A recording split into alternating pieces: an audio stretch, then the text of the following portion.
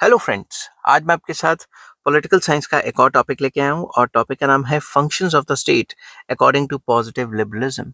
Positive liberalism की theory के हिसाब से गवर्नमेंट के क्या-क्या काम होने चाहिए। इससे पहले मैंने डिस्कस किया था कि पॉजिटिव लिबरलिज्म होता क्या है और वो ओरिजिनेट कैसे हुआ, और उससे भी पहले मैंने डिस्कस किया था नेगेटिव लिबरलिज्म के बारे में पूरा detail.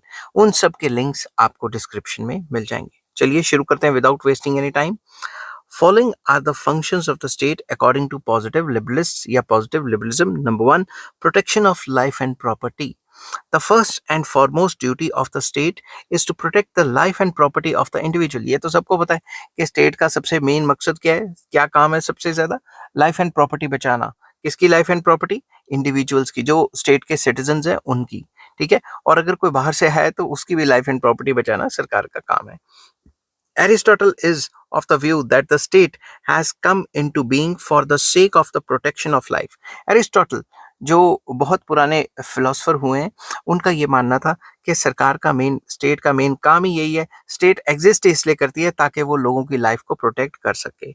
If the individual is worried about the security of his life, he will not be able to make any progress. अगर हमेशा उसको अपनी जान का खतरा पड़ा रहेगा तो वो काम क्या करेगा, प्रोग्रेस कैसे करेगा?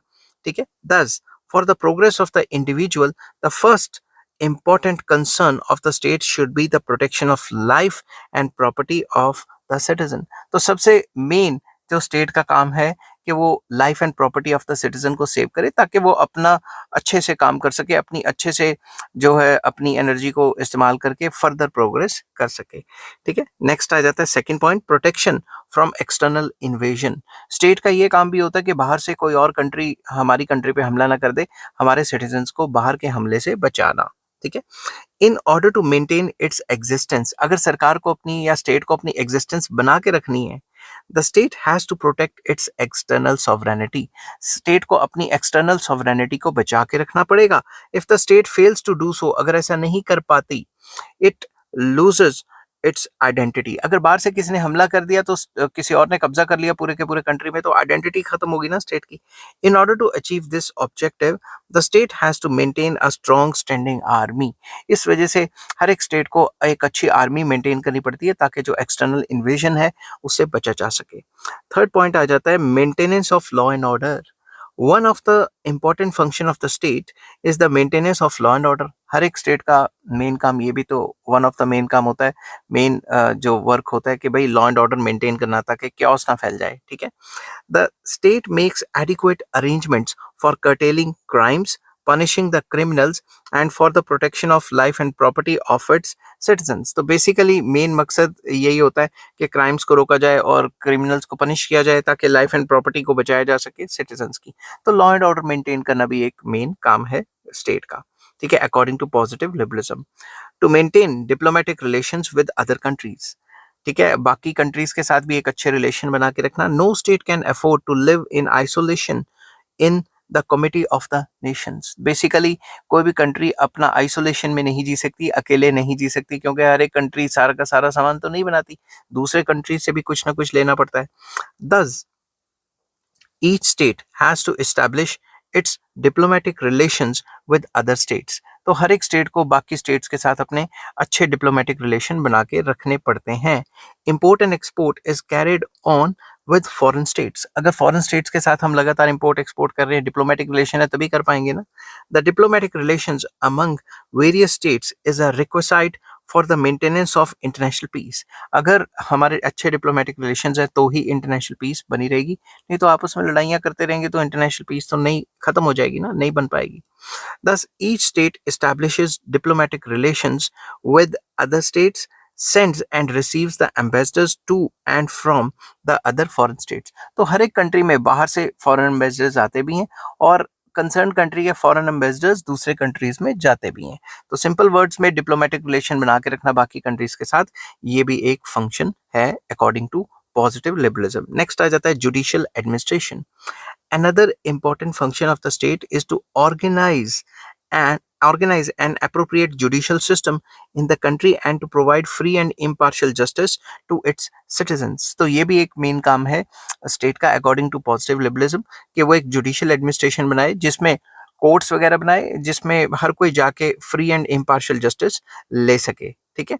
The state is concerned as the best which state is considered, sorry, concerned मैंने बोल दिया, the state is considered as the best which makes available an impartial justice to its citizens whether rich or poor। वही state best मानी जाती है जो अपने citizens को इम्पार्शियल जस्टिस दे, चाहे वो अमीर है चाहे वो गरीब है, जस्टिस मिलना चाहिए, न्याय मिलना चाहिए। समझ की बात, ठीक है। किसी के साथ अन्याय, या पंजाबी में कह देते हैं धक्का, नहीं होना चाहिए, ठीक है। Independent and impartial justice is a requisite of a modern state. अगर किसी भी मॉडर्न स्टेट को बसना है या फिर उसको इमेजिन भी करना है तो इंडिपेंडेंट एंड इम्पार्शियल जस्टिस होना बहुत जरूरी है। In the event of absence of judicial system, the people would resort to non-judicial and violent methods to resolve their disputes, and thus weak will not be able to get justice। अगर judicial system अच्छा नहीं है या फिर exist ही नहीं करता तो लोग अपने आप को जस्टिस देने के लिए जो है उल्टे पुल्टे काम करेंगे। अगर किसी को किसी से परेशानी है उसे मार दिया जाएगा, मारपीट होगी, कुछ होगा, जोर जबरदस्ती चलेगी। तो इस चक्कर में जो वीक लोग हैं उनको तो जस्टिस मिल ही नहीं पाएगा। सिर्फ अमीर लोग जिनके पास पैसा ज्यादा है वो अपने पैसे के दम पे जोर जबरदस्ती तरीके से कुछ भी कर पाएंगे, ठीक है। नेक्स्ट आ जाता है स्प्रेड ऑफ एजुकेशन। एजुकेशन फैलाना भी तो स्टेट का काम है। In the past, the spread of education was not the concern of the state, and this duty was performed by autonomous religious bodies। पुराने ज़माने में जो autonomous religious bodies थी, वहाँ पे भेजा जाता था बच्चों को पढ़ने के लिए। जो चर्च में भेजा जाता था या फिर जो बड़े-बड़े जो जो रिलीजियस गुरुज हैं उनके पास भेजा जाता था बच्चों को पढ़ने के लिए। बट आजकल ऐसा नहीं है, ठीक है। But under the contemporary conditions, the spread of education among the people has become an important function of the state। तो स्टेट का एक काफी इंपॉर्टेंट काम हो गया है एजुकेशन फैलाना, ठीक है। But it is so because the educated citizen can contribute in a big way towards raising the efficiency of the state administration and also for its other achievements। ऐसा इसलिए भी हो गया है क्योंकि जो एजुकेटेड सिटीजन होगा तो वो देश की तरक्की ज्यादा कर पाएगा, वो ज्यादा कंट्रीब्यूट कर पाएगा, और एजुकेटेड बंदे को सरकार अपने एडमिनिस्ट्रेशन में नौकरियां भी दे सकती है। तो एक अच्छी एजुकेटेड सोसाइटी अगर होगी तभी कंट्री डेवलप कर पाएगी, इकोनॉमी डेवलप कर पाएगी। To achieve this objective the contemporary state establishes schools, colleges, universities and technical institutions। इस वजह से सरकार ने जो स्टेट है उसने स्कूल भी खोले हैं और colleges, universities and other technical institutions खोले हुए हैं ताकि लोगों को एजुकेशन मिल सके। नेक्स्ट पॉइंट आ जाता है सोशल एंड इकोनॉमिक सिक्योरिटी। ये भी एक मेन जो है ऑब्जेक्टिव है, फंक्शन है स्टेट का। The contemporary state also makes arrangements for the economic and social security of its citizens. किस तरीके से? Facilities of old age pension, subsistence allowance to the crippled and the unemployed, and pensions after retirement of the service are also granted by the state। तो सरकार ने social security और economic security के लिए pensions जो है वो रखी हुई हैं, ओल्ड एज पेंशंस रखी हुई हैं, अनएम्प्लॉयमेंट अलाउंस देती है गवर्नमेंट्स। अब सारी गवर्नमेंट्स ने ये तो नहीं है, मगर जो डेवलप कंट्रीज हैं उनमें तो ये मिलती है ना। कोरोना आया था तो ऑल टाइप्स ऑफ अलाउंसेस जो हैं डेवलप कंट्रीज में तो मिले ही थी ना। तो गवर्नमेंट का ये काम भी है कि इस टाइप के अलाउंसेस दें जिससे कि उनकी सोशल सिक्योरिटी और इकोनॉमिक सिक्योरिटी सिटीजन्स की हो सके। The state also gives the help to the workers in case of old age diseases या disease and unemployed। तो बेसिकली वो जो अनएम्प्लॉयमेंट है उस केस में भी जो बेरोजगार है उस केस में भी आपको सरकार हेल्प करती है, डिजीजेस के केस में भी हेल्प करती है, ओल्ड एज हो जाती है तभी हेल्प करती है। इसलिए तो हर कोई डेवलप कंट्री में भागना चाहता है क्योंकि सरकार जो है वहाँ पे फैसिलिटीज बहुत ज़्यादा देती है। नेक्स्ट आ जाता है eradication of poverty. No state can make progress if its citizens are poor and are not able to meet the bare necessities of their life। कोई भी ऐसी कंट्री तरक्की नहीं कर पाएगी, कोई भी ऐसी स्टेट तरक्की नहीं कर पाएगी जिसके सिटीजन्स जो हैं गरीब हों। तो ये भी मकसद है कि गरीबी को खत्म करना। Poverty is a curse, therefore it should be the duty of state to eradicate poverty, and the citizens may be well provided with the necessities of life like food, clothing and shelter। तो ये poverty जो गरीबी है एक कर्ज की तरह है, एक शराब की तरह है, और सरकार को या स्टेट को हेल्प करनी चाहिए लोगों की ताकि वो अपनी गरीबी से निकल पाए, और गवर्नमेंट को रोटी कपड़ा मकान जो है प्रोवाइड करवाना चाहिए। ये पॉजिटिव लिबरलिस्ट का मानना है। Next, improvement of health. Health is is the key to the happy life. ये सबको पता है, अगर हेल्थ अच्छी है तो अच्छी जिंदगी रहेगी। दस, for a happy and peaceful life health is a pre requisite, pre condition है अगर आपने अच्छी जिंदगी जीनी है, खुशहाल जिंदगी जीनी है। To achieve this goal the present state establishes hospitals, trains doctors and makes available their services to the people. तो इसके लिए गवर्नमेंट ने काफ़ी ज़्यादा फैसिलिटीज़ दी हुई हैं और हॉस्पिटल्स खोले हुए हैं, डॉक्टर्स को जो एजुकेशन प्रोवाइड कराई जाती है, उनको ट्रेनिंग प्रोवाइड कराई जाती है। People are inoculated against the disease of an epidemic nature and arrangements are made for the drinking pure water। तो लोगों को जो एपिडेमिक्स वगैरह फैले हैं उसके अगेंस्ट जो हैं वो मतलब टीके वगैरह लगाए जाते हैं उनको, और जो प्योर ड्रिंकिंग वाटर है वो प्रोवाइड कराया जाता है ताकि कोई बीमारी फैले ना वगैरह वगैरह। समझ गई बात। Sanitation is also carried out in villages and cities by the modern state. तो मॉडर्न स्टेट चाहती है कि इतना ज्यादा गंदगी ना फैले, साफ सफाई रहे, उसके लिए कई प्रोग्राम्स भी चलाए जाते हैं विलेजेस में भी और सिटीज में भी। नेक्स्ट आ जाता है moral and social reforms. Moral and social reforms करना भी जो है मॉडर्न स्टेट का काम है अकॉर्डिंग टू पॉजिटिव लिबरलिस्ट्स।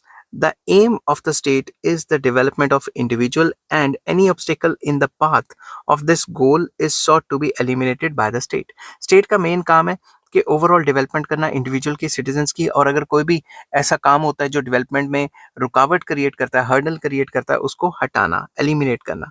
तो society is infected by various moral and social diseases which stand in way of development of the individual. Society में ऐसे कई काम हो रहे हैं जिसकी वजह से मॉरल और सोशल डिजीजेस फैले हुए हैं जिनकी वजह से डेवलपमेंट में रुकावट आ जाती है।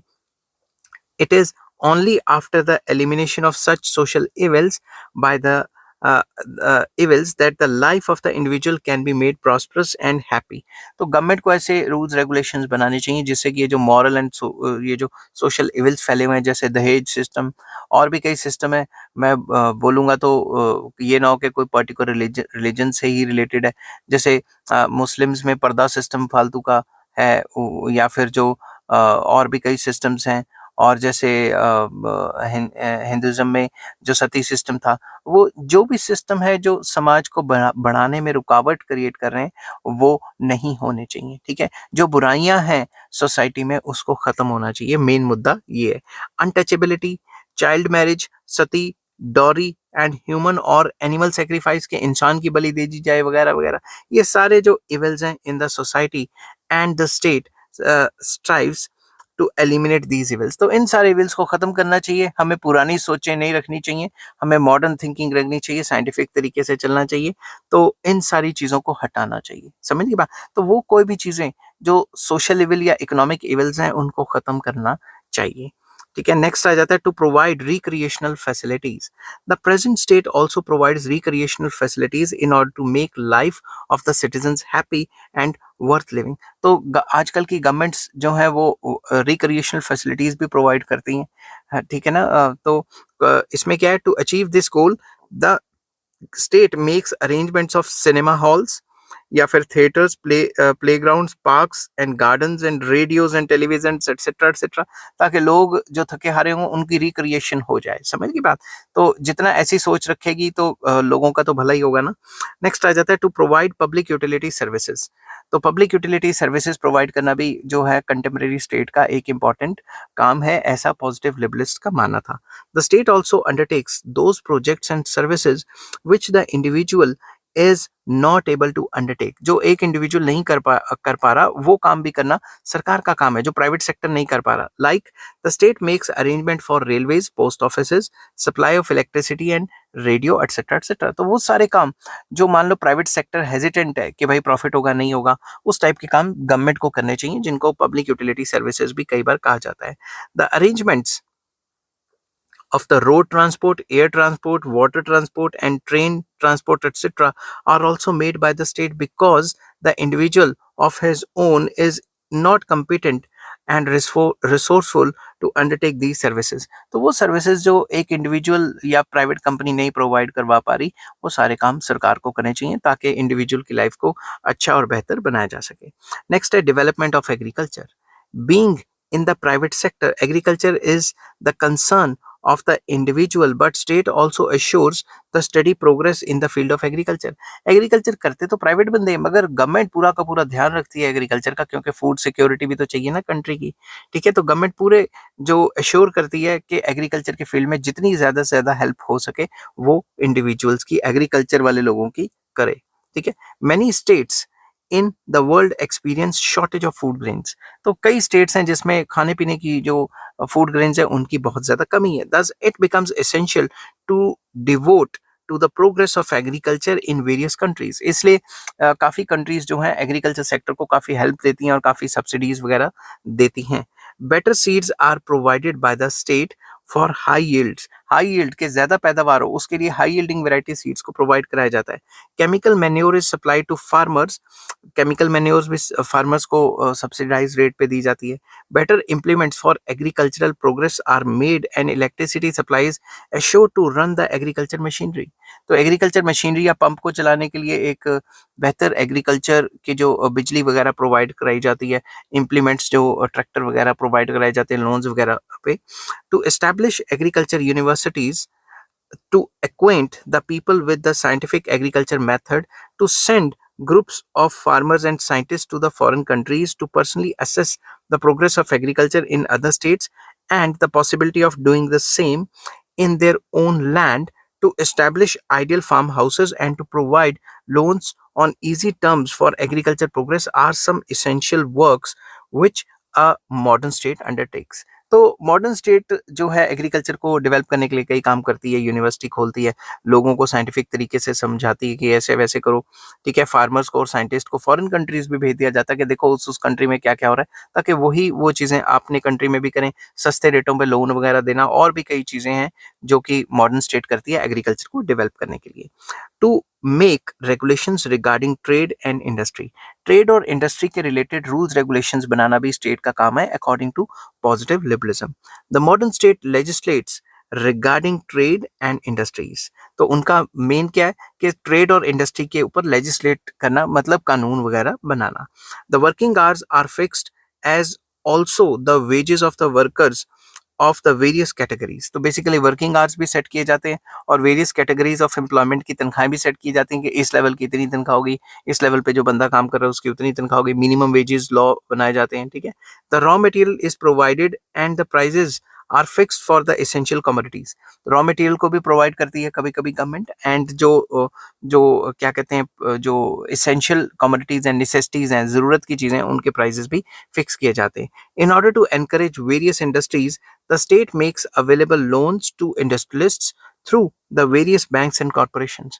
अब states का ये काम भी है कि जो इंडस्ट्रीज है उनको एनकरेज करना है और इसके लिए सस्ते रेटों पे लोन्स दिए जाएंगे इंडस्ट्रियलिस्ट को, ताकि वो ज्यादा से ज्यादा फैक्ट्रीज वगैरह खोलें। नेक्स्ट आ जाता है development of natural resources. The natural resources are a great asset of the state. जो स्टेट है उसका एक ग्रेट एसेट है। ठीक है, तो नेचुरल रिसोर्सेज को भी प्रिजर्व करके रखना और उनको फर्दर डेवलप करना, ये भी मेन काम माना जाता है। These resources significantly contribute to the progress and development of the country. इन रिसोर्सेज की मदद से हम कंट्री को डेवलप भी कर सकते हैं और आगे भी लेके जा सकते हैं। ठीक है, the state develops and preserves the forest, exploits the mineral resources and utilizes the water resources of the land for the benefit of the people। तो सरकार का, स्टेट का ये काम है कि फॉरेस्ट को प्रिजर्व करे और जो भी हमारे मिनरल्स या पेट्रोल या क्रूड ऑयल वगैरह या कुछ भी है उसको एक्सप्लॉइट करे और यूटिलाइज करे जो भी वाटर रिसोर्सेज हैं, इस हिसाब से कि कंट्री की या लोगों की बेनिफिट हो, लोगों का भला हो। ठीक है, the state also explores the venue and makes arrangement for the extraction of the gold, silver, mica, oil, coal etcetera. तो सरकार इस टाइप के काम भी करती रहती है कि अगर जमीन के नीचे कोई मिनरल्स वगैरह हैं उनको निकालती है और उनको निकाल के कंट्री के फेवर में यूज करती है, उससे कमाती है ताकि ग्रोथ एंड डेवलपमेंट हो सके। अब जैसे सऊदी अरब क्रूड ऑयल निकाल निकाल के देखो कितना डेवलप हो रही है अरब कंट्रीज। ठीक है, नेक्स्ट आ जाता है to make regulations regarding export and import. No state is self sufficient. ये आपको पता है कि कोई भी स्टेट जो है सेल्फ सफिशिएंट नहीं है, सारा माल खुद ब खुद नहीं बना पाती। Therefore each state imports articles from the foreign countries and sends them the surplus commodities in the country. हर एक कंट्री बाहर से वो चीजें मंगवाती है जो वो खुद नहीं बना पाती, और जो खुद बनाती है सरप्लस में वो बाहर बेचती है, समझ की बात।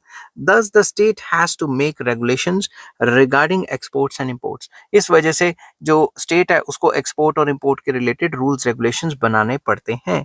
The state permits the imports of only those commodities which are in short supply in the state. तो स्टेट क्या करती है, वो कमोडिटीज को इंपोर्ट करवाने की परमिशन वगैरह दे देती है जो खुद नहीं बना पाते। जो खुद बना पाते हैं अगर वो भी बाहर से मंगवा लिया तो फिर हमारी लोकल इंडस्ट्रीज के लिए तो खराब होगा ना, समझ गई बात।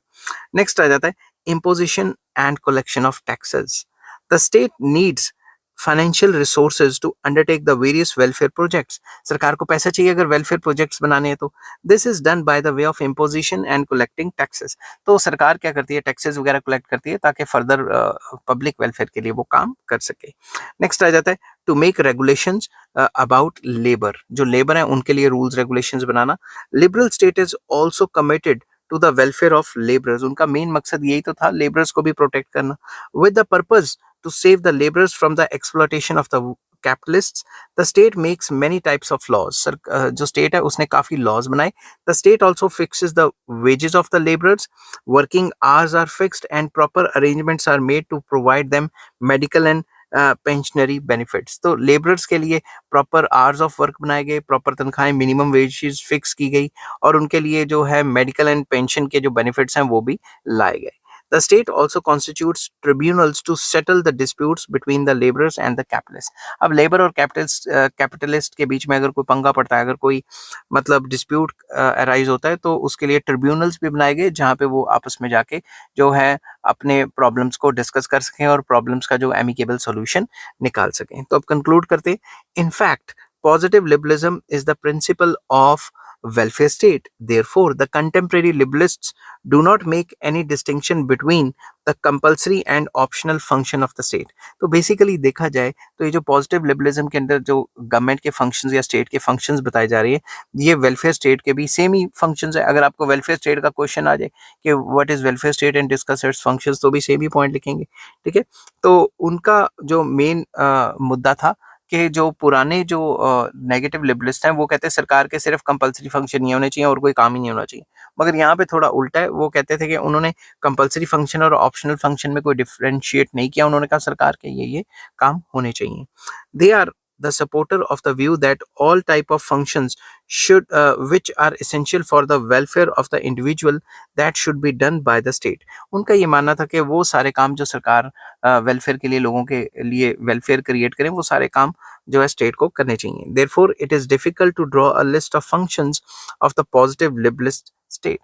तो it is very difficult कि हम पॉजिटिव लिबरलिस्ट स्टेट के ये फलां काम ही कर पाए, बट और भी तो कई वो सारे काम आ जाते हैं जिससे वेलफेयर हो। इंडिविजुअल की वेलफेयर के लिए जितने भी काम सरकार कर सके वो सारे जो काम स्टेट के फंक्शंस में आते हैं, ठीक है। तो अगर आपको लॉन्ग क्वेश्चन आए किस तरीके से आपने अटेम्प्ट करना है वो मैंने बताया हुआ है। तो आपको ये वीडियो अगर पसंद आई हो तो please like, share and subscribe, और इस चैप्टर के सारे लिंक्स आपको डिस्क्रिप्शन में मिल जाएंगे। और नेक्स्ट टॉपिक मैं करवाऊंगा negative liberalism versus positive liberalism. Till then take care, bye bye.